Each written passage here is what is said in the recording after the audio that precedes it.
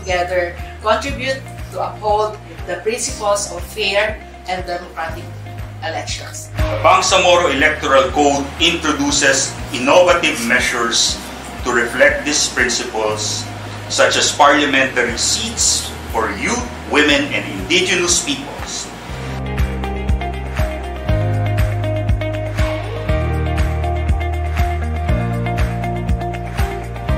And right now po, nasa implementation stage po tayo. So maganda rin na malaman natin kung paano ini-implement, paano yung process.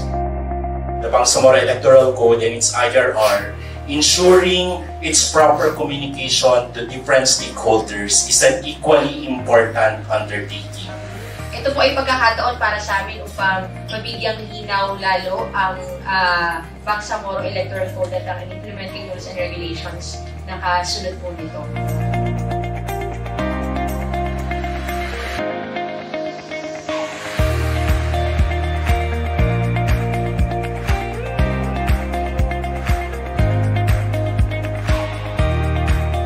Ngayong pong darating na eleksyon, magkakaroon ulit tayo ng another election. Hindi na sa ARMM, kundi sa BARM na.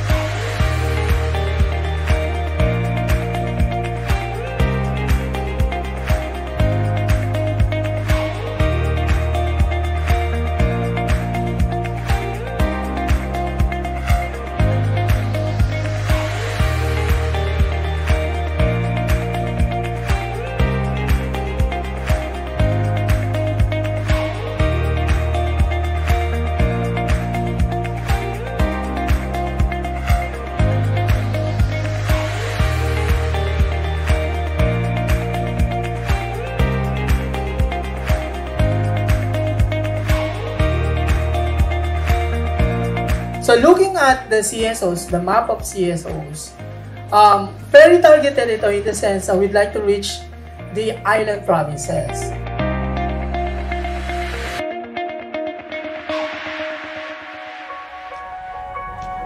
Grab this opportunity to learn more, gain additional knowledge, and have a safe knowledge space, exchange.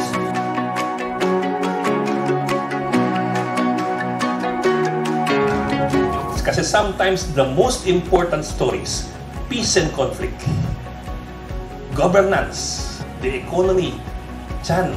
Kasi madalas sa hindi, ang importante ay napaka-boring.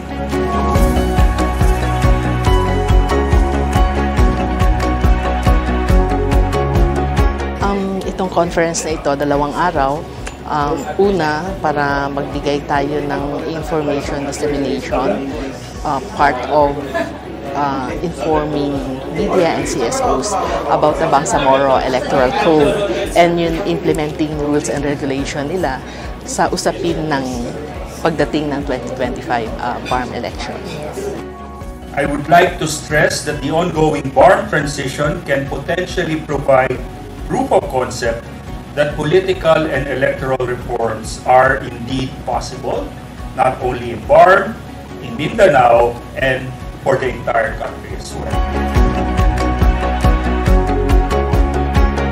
Sana masundan pa ito and sana mas marami na. Para malaman nila how to deal, ano yung mga approach na gawin para maging maambag natin para sa BARM.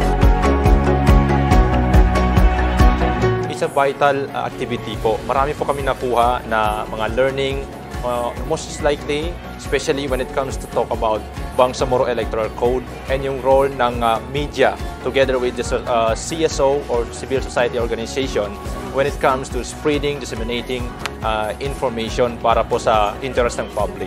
Malaking tulong ito sa amin, lalo na sa mga baguhan journalists, kasi nagsama-sama po dito sa activity na to yung mga veteranong mga media at saka yung mga baguhan. At marami kaming nakuha na mga idea, tips at saka additional na kaalaman patungkol sa BARM parliamentary election. Sobrang nagpapasalamat po kami sa opportunity na binigay ng WFD together with the UK government and sa Participate BARM. And sa mga kasama ho natin sa civil society organization, nandito po sila kahapon. At narinig din natin yung mga kanilang suggestion at hinaing. At nagpapasalamat po tayo sa lahat ng media na dumalo dito at ang mga bago nating nakilala po. Maraming salamat.